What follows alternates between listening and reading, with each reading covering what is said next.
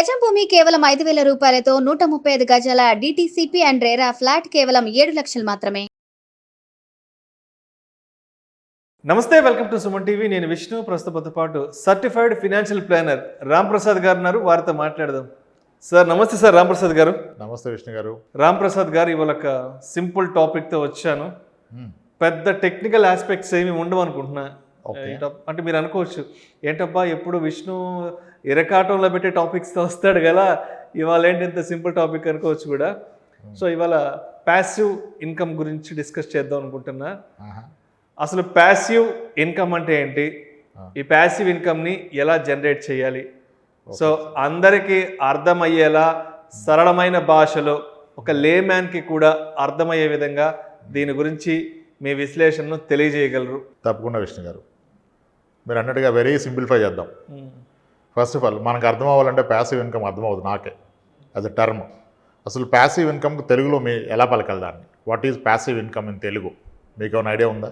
Passive ఇన్కమ్ని ఎప్పుడు తెలుగులో మాట్లాడుకోం, ఇంగ్లీష్లోనే ఎక్స్ట్రా ఇన్కమ్ సోర్సెస్ని క్రియేట్ చేసుకోవాలి. అలా వద్దు, మీరు సరళంగా అన్నారు కదా. సరళంగా అసలు ప్యాసివ్ ఇన్కమ్ అంటే ఏంటి గూగుల్లో సెర్చ్ చేయండి, చూద్దాం. గూగుల్లో చూడమంటారా? ఆన్సర్ వచ్చేస్తుంది. అసలు ప్యాసివ్ ఇన్కమ్ అంటే ఏంటి తెలుగులో? రైట్. మీరు చెప్పారు కాబట్టి గూగుల్లో నేను ట్రై చేస్తాను. Please please please. సో ప్రేక్షకులు కూడా ట్రై చేయొచ్చు. ప్యాసివ్ ఇన్కమ్ అనే దానికి అచ్చమైన తెలుగు భాషలో ఏమంటారు అనేదాన్ని నేను ఇక్కడ గూగుల్లో ట్రై చేస్తున్నాను. రైట్. నిష్క్రియాత్మ. ప్యాసివ్ అంటే అచ్చమైన సరళమైన తెలుగు భాషలో. క్రియ లేనిది నిష్క్రియ. ఇన్కమ్ అంటే ఆదాయం, నిష్క్రియ ఆదాయం. క్రియ లేనిది ఆదాయం ఉంటుందా? క్రియ లేని ఫలితం ఉంటుందా? అంటే ప్యాసివ్ ఇన్కమ్ అనేది ఒక స్కామ్. ప్యాసివ్ ఇన్కమ్ అనేది కూడా ఒక స్కామ్ అంటారా? స్కామే. వినటానికి అది నమ్మటం అంతా స్కామే. ప్యాసివ్ ఇన్కమ్ అంటే నిష్క్రియ అన్నారు. అంటే క్రియ లేని ఫలితం ఎక్కడ ఉంటుందా సార్? ఉంటుందా? ఫలితం ఉంటుందా క్రియ లేనిది? డెఫినెట్గా ఎప్పుడో ఒకసారి క్రియ ఉంటే కదా దాని ఫలితం ఉంటుంది. సో అది అర్థం చేసుకోండి. First of all passive income అనగానే ఒక ట్రాప్లో పడిపోవద్దు. అంటే వీడియోలో చూసి చేస్తే ప్యాసివ్ ఇన్కమ్, పని చేయకుండా పైసలు వస్తే ప్యాసివ్ ఇన్కమ్. అలా వస్తుందా? ప్రాక్టికల్గా రాదు. దానికి చాలా ఎగ్జాంపుల్స్ కోట్ చేస్తున్నారు. యూట్యూబ్ స్టార్ట్ చేయండి, ట్రైనింగ్స్ ఇవ్వండి, ప్రోగ్రామ్ డిజైన్ చేయండి, కరికులం డిజైన్ చేయండి, ఇది చేయండి, అది చేయండి. ఎస్, అవన్నీ చేస్తే రావచ్చు. కానీ అది చేయడానికి మీరు ఏం చేయాలి? ముందు ఎన్నేళ్ళలో యాక్టివ్గా పని చేయాలి కదా. తర్వాత కదా ఆ స్కిల్ వస్తుంది, తర్వాత కదా ఇన్కమ్ స్టార్ట్ అవుతుంది. ఓకే. సో అంత ఈజీ కాదు. అంటే రెంట్ వస్తే ప్యాసివ్ ఇన్కమ్. మరి ఆ రెంట్ రావాలంటే ప్రాపర్టీ కొనడానికి ఎంత కష్టపడాలి? ఎంత కష్టపడాలి? ఇప్పుడు కొందరికి అసెట్స్ వచ్చేసినాయి, పైనుంచి కింది దాకా, పేరెంట్స్ నుంచి తాతల నుంచి, ఆయన ఓకే ఇమీడియట్గా దాన్ని ఎలా పని చేయాలో పని చేసేదని పెట్టుకోవచ్చు. కానీ ఒక సామాన్యుడికి ముందు ప్యాసివ్ ఇన్కమ్ కావాలంటే ముందు ఇన్కమ్ కావాలి. దానికి యాక్టివ్గా చాలా రోజులు పని చేయాలి. దాన్ని ప్యాసివ్ ఇన్కమ్గా కన్వర్ట్ చేసుకోవాలి. స్ట్రైట్ అవే ప్యాసివ్ ఇన్కమ్ రాదు. Okay, simple example. ఇప్పుడు లెట్స్ సే ఇప్పుడు ఇంట్లో ఒక బ్రాడ్బ్యాండ్ కనెక్షన్ ఉంది మనకి ఈరోజు. Broadband connection, internet connection along with land line. Any company say like ఎయిర్టెల్లో తీసుకుంటే మీకు మంచి రీజనబుల్ స్పీడ్ 650 రూపాయలకి వస్తుంది నెలకి. Unlimited calling from land line కదా. ఇప్పుడు ఇంటర్నెట్తో పాటుగా unlimited calling from land line వస్తుంది 650 రూపాయలకి. ఎవ్రీ మంత్ మీరు 650 కట్టాలి కదా. ఒక 10 ఏళ్ల పాటు ఈ 650 నేను కట్టకుండా ఉండాలంటే ఏం చేయాలంటే 1,00,000 రూపాయలని ఏ కోఆపరేటివ్ బ్యాంక్లోనో ఏ స్మాల్ ఫైనాన్స్ బ్యాంక్లోనో చేసి మంత్లీ ఒక 650 వస్తుంది కదా, 1,00,000 రూపాయలు డిపాజిట్ చేస్తే. అంటే ఇంక ఈ 1,00,000 రూపాయలు మీ బ్రాడ్బ్యాండ్ కోసం పనిచేస్తుంది. అంటే నెక్స్ట్ 10 ఏళ్ళు మీకు ఇంక హెడేక్ లేదు, ఈ బ్రాడ్బ్యాండ్కి సంబంధించిన హెడేక్ లేదు. ఇలా మీ లైఫ్లో కొన్ని రికరింగ్ ఎక్స్పెన్స్ ఉన్నాయి కదా. పిల్లల చదువు నిమిత్తం ఒక ప్లాను, మీ బ్రాడ్బ్యాండ్కి ఒక ప్లాను, మీ గ్రాసరీస్కి ఒక ప్లాను. ఇలా చేసుకుంటే అవన్నీ ప్యాసివ్ ఇన్కమ్ కింద కన్వర్ట్ అవుతాయి. కానీ ప్యాసివ్ ఇన్కమ్ కూడా లైఫ్ ఎన్నో జనరేషన్స్ ఏ ఉండదు. అవునులే, ఎక్కువ రోజులు ఏది కూడా వర్కౌట్ కాదు, కొద్ది రోజులు అట్లీస్ట్. అందుకే ఒక లిమిటెడ్ మనకు ఒక అండర్స్టాండింగ్. ఒక 10 years అయితే ఈ స్మాల్ ఫైనాన్స్ బ్యాంక్ కూడా అగ్రీ చేశాడు, 8% ఇస్తున్నాడు ఇయర్లీ. దాన్ని మంత్లీ తీసుకుంటా, నాకు ఇంత మొత్తం వస్తుంది. ఈ మొత్తాన్ని తీసుకెళ్ళి నేను నా బ్రాడ్బ్యాండ్ బిల్ ఇది కట్టేస్తుందిగా. సింపుల్. ఒకటి అయిపోయింది మీ లైఫ్. అది చాలా సాటిస్ఫై. ఇప్పుడు మీకు ఖర్చు 1,00,000, కానీ మీకు వచ్చే ఆనందం 10 లక్షలు. ఒక ఫీలింగ్, అరే ఈ బ్రాడ్బ్యాండ్ నేను కట్టాను, ఇది నాకు నెక్స్ట్ 10 years ఫ్రీ. ఫ్రీ అంటే ఫ్రీగా ఏం రాలే, దాని గురించి నేను ఒక అరేంజ్మెంట్ చేశాను. ఇది ప్యాసివ్ ఇన్కమ్. ఇలా లైఫ్లో ఒక్కొక్క ఖర్చుల నిమిత్తం ఒక్కొక్క ఆదాయాన్ని ఏర్పాటు చేసుకోవడమే ప్యాసివ్ ఇన్కమ్. ఎవరి స్థాయిలో వాళ్ళకున్న నాలెడ్జ్, వాళ్ళకున్న రిసోర్సెస్ని బట్టి ఏర్పాటు చేసుకోవాలి. ఇది attaching your asset to work for you is passive. You are not working but your asset, అది ఇంతకుముందు మీరు పని చేయడం వల్ల ఏర్పడిందే, ఉట్టిదానికి రాదు కదా. అది ప్యాసివ్ ఇన్కమ్. కాబట్టి ప్యాసివ్ ఇన్కమ్ గొప్పదా అంటే ఎలా గొప్పదవుద్ది? పూర్తిగా పని చేయకుండా రాదు కదా. అవునవును. ఎస్, అలా ప్యాసివ్ ఇన్కమ్ క్రియేట్ చేసుకోవాలి. ఒక్కొక్కరు ఐడెంటిఫై చేసుకోండి. లైఫ్లో ఒక అచీవ్మెంట్ అయిపోతుంది. అది ఒక హ్యాపీ లివింగ్ ఇస్తుంది, ఒక ధైర్యాన్ని ఇస్తుంది. న్యూస్ పేపర్కి ఒకటి, బ్రాడ్బ్యాండ్ బిల్కి ఒకటి, గ్రాసరీస్కి ఒకటి. ఇప్పుడు అవి కూడా చాలా వచ్చినాయి. ఆర్గానిక్ ఫార్మింగ్ అని, మీరు ఎకరం పొలం ఉంటే గ్రాసరీ కార్డు ఇస్తా అని అలా వచ్చేసినాయి. చూసుకోండి, వాల్యుయేట్ చేసుకోండి. If it is genuine enough you go for it. ఒక ఆనందం. అలా ప్యాసివ్ ఇన్కమ్ క్రియేట్ చేసుకోవాలి సార్. సో అయితే రామ్ ప్రసాద్ గారు, అంటే మీరు కూడా ఎప్పుడైనా ఈ ప్యాసివ్ ఇన్కమ్ సోర్సెస్ని ట్రై చేశారా? అంటే ఇప్పుడు కానీ మీ కెరీర్ని మొదలుపెట్టిన ఇనీషియల్ డేస్లో కానీ మీరేమైనా ఈ నిష్క్రియాత్మక ఆదాయాన్ని తెలుగులో నిష్క్రియాత్మక ఆదాయాన్ని మీరు కూడా ఎప్పుడైనా సృష్టించారా? అంటే చేస్తూనే ఉంటాం సార్ అన్నీ, ఏదో ఒకటి. అంటే ప్యాసివ్ అంటే ఇక్కడ ఆదాయం కాదు, ఒక ఖర్చుకంటూ ఒక సపరేట్ది సెటప్ చేసుకోవటం. ఓకే, సో అలా అంటే మేబీ ఇప్పుడు నా వెహికల్ మీకు తెలుసు కదా, నా కారు అది నెక్సాన్ ఈవీ కదా, Tata Nexon electric vehicle. First of all electric తీసుకుంటే ఫ్యూయల్ ప్రైస్ తగ్గుద్ది అనుకున్నాం. అవునవును, ఎక్కువ లాంగ్ రన్ ట్రావెల్ ఎక్కువ చేయొచ్చు, తక్కువ ఖర్చు అవుతుంది కదా. అయితే మరి అప్పుడు ఫ్యూయల్ కాస్ట్ తగ్గిన ఎలక్ట్రిసిటీ కాస్ట్ ఉంది కదా, అది కూడా తగ్గించడం కొరకు నేను ఇప్పుడు ఒక 3 kVA సోలార్ ఇన్స్టాల్ చేసుకున్నాను ఇంట్లో. సోలార్ మరి దానికి కూడా ఖర్చు పెట్టాలి కదా సోలార్కి. ఎస్, అది కదా లెక్క. ఇప్పుడు అది ఫ్రీగా రాదు కదా. 1,34,000 పెడితే 3 kVA సోలార్ నాకు ఇన్స్టాల్ చేశారు. దానివలన నా electricity bill including my car recharge and ఇంట్లో కంప్లీట్ కన్జంప్షన్ ₹263 మాత్రమే బిల్ వస్తుంది. ఒకప్పుడు 2,800 వచ్చేది బిల్. ఇప్పుడు అది 260 రూపాయలు మినిమం బిల్ వస్తుంది అనమాట. యాక్చువల్గా మనమే ఎక్కువ ప్రొడ్యూస్ చేస్తున్నాం. దిస్ ఇస్ నెట్ మీటర్ అంటారు. మనం ప్రొడ్యూస్ చేసిన గ్రిడ్కి వెళ్ళిపోతుంది. మనం కన్జ్యూమ్ చేసినప్పుడు మీటర్ 2 డైరెక్షనల్ బై డైరెక్షనల్ తిరుగుతుంది. నెట్ నా యూనిట్సే ఉంటున్నాయి వీళ్ళ దగ్గర, ట్రాన్స్కో వాళ్ళ దగ్గర. కానీ మినిమం బిల్ వేస్తున్నారు 263. That feels me satisfied.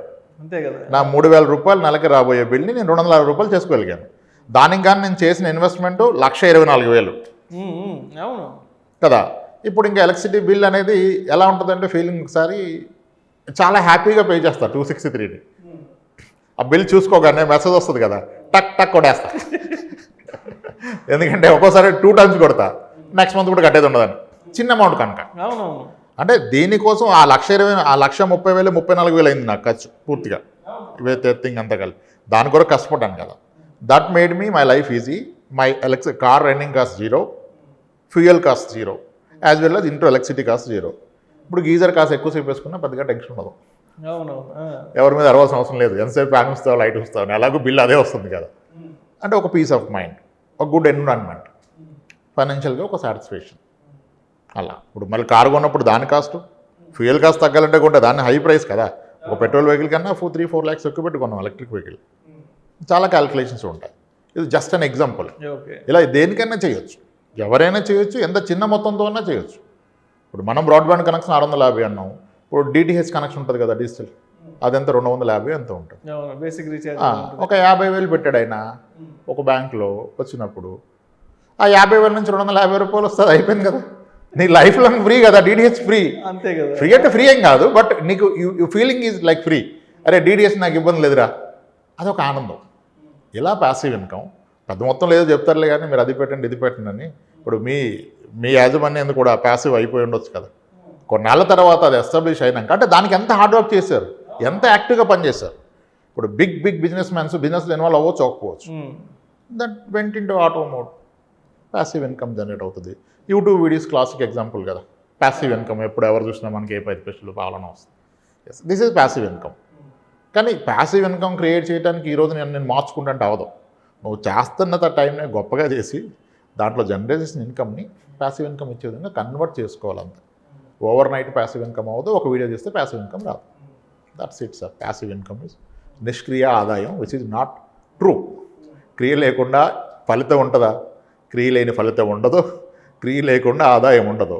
Passive income కూడా మీరు ఒక స్కామ్ కింద, అంటే స్కామ్ కింద అంటే మరి అక్కడ నిజం ఎక్కడ ఉంది? ప్యాసివ్ ఇన్కమ్ అంటే నిష్క్రియ ఆదాయం, తెలుగుకి వచ్చేయండి దొరికిపోతుంది. క్రియ లేని ఫలితం ఉండదు. క్రియ లేని ఫలితం ఎలా ఉంటుంది? ఉండదు. కాబట్టి అంతే కదా, క్రియ లేని ఫలితం లేనప్పుడు ప్యాసివ్ ఇన్కమ్ ఈజ్ రాంగ్. అది concept it works out, but ఆ పదం అంత కరెక్ట్ కాదని నా ఫీలింగ్ అంత. యాక్టివ్ ప్యాసివ్ ఏంటి సార్ ఇదంతా? మళ్ళీ యాక్టివ్ మళ్ళీ ప్యాసివ్. పని చేస్తే వచ్చేది యాక్టివ్, పని చేయకుండా నీ వస్తువు ఏదైనా నీ కోసం పని చేస్తే ప్యాసివ్. ముందు మరి ఆ వస్తువుని క్రియేట్ చేయక నువ్వు పని చేసావు కదా, మళ్ళీ ఇంకా అలా పని చేయింది అవుతుంది. నువ్వు పని చేస్తేనే అది క్రియేట్ అవుతుంది, పూర్తిగా పని చేయకుండా అవదు. సో అందుకని అది రాంగ్, స్కామ్, ఫ్రాడ్ ఏదో ఒకటి. ఇప్పుడు ఈ రెంటల్ ఇన్కమ్ అనే దాన్ని మనం ప్యాసివ్ అంటుంటాం. బట్ అది కొనడానికి ఆ నెలకి 10,000 15,000 రెంట్ రావడానికి మనం ఆ ఇల్లుని 40 లక్షలు పెట్టాడు, 40 లక్షలు 50 లక్షలు పెట్టి కొంటామో, లేదంటే కన్స్ట్రక్షన్ ఏదో అక్కడ చాలా పెద్ద ఈవెంట్ జరుగుతుంది కదా, దాని కొరకు ఎంత కష్టపడ్డాడు, ఆ కష్టానికి ప్రతిఫలం కదా ఇది. అప్పుడు నెక్స్ట్ క్రియేట్లయితుంది క్రియా ఇన్కమే. ఇప్పటి నుంచి పని చేయకుండా ఇన్కమ్ తీసుకుంటావు అంతే. అంటే ఇప్పుడు ఆ ఇల్లు కట్టాలంటే సంవత్సరం 2 ఏళ్ళు పడుతుంది, చాలా హార్డ్ వర్క్, చాలా చెమట చిందించాలి, ఎండనక మనగా పోయి దగ్గరుండి కట్టించాలి.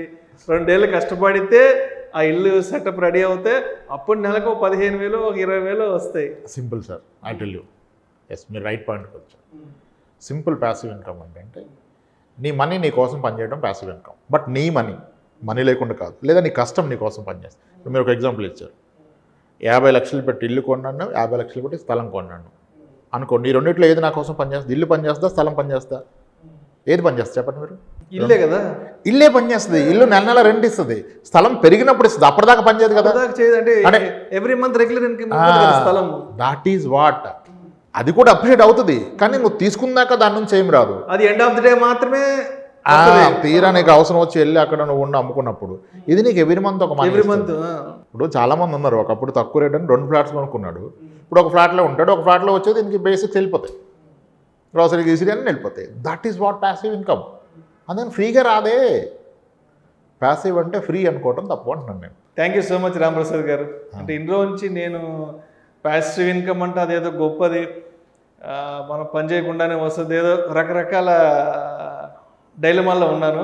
బట్ ఇవాళ మీ ద్వారా, అంటే నేను కూడా చాలా వీడియోలు చూశాను, ప్యాసివ్ ఇన్కమ్ అంటే ఏంటి, ప్యాసివ్ ఇన్కమ్ని ఎలా జనరేట్ చేసుకోవాలి చూశాను. బట్ ఇవాళ మీ ద్వారా అంటే ప్యాసివ్ ఇన్కమ్ అనేది కూడా ఒక స్కాము, ఇన్ని రోజులు దాని మీద ఉన్న ఆలోచన కూడా ఒక రాంగు. అంటే రాంగ్ అని కాదు, మీరు చూసారు కదా గూగుల్ తెలుగులో డబ్ చేసి మీకు మార్చినప్పుడు గూగుల్ ఇవాళ కళ్ళు తెరిపించింది. నిష్క్రియాత్మక ఆదాయం, క్రియలైన ఆదాయం ఉంటుంది. సో మొత్తానికి ప్యాసివ్ ఇన్కమ్ అనే దానికి మీ ద్వారా ఇవాళ ఒక కొత్త నిర్వచనాన్ని, కొత్త డెఫినేషన్ని, కొత్తగా ఏం లేదు సార్, ఉన్నది ఉన్నట్టుగా కొత్త సారాంశాన్ని తెలుసుకున్నాను. Thank you so much Ramprasad గారు. రైట్ సార్, థ్యాంక్స్ అండి.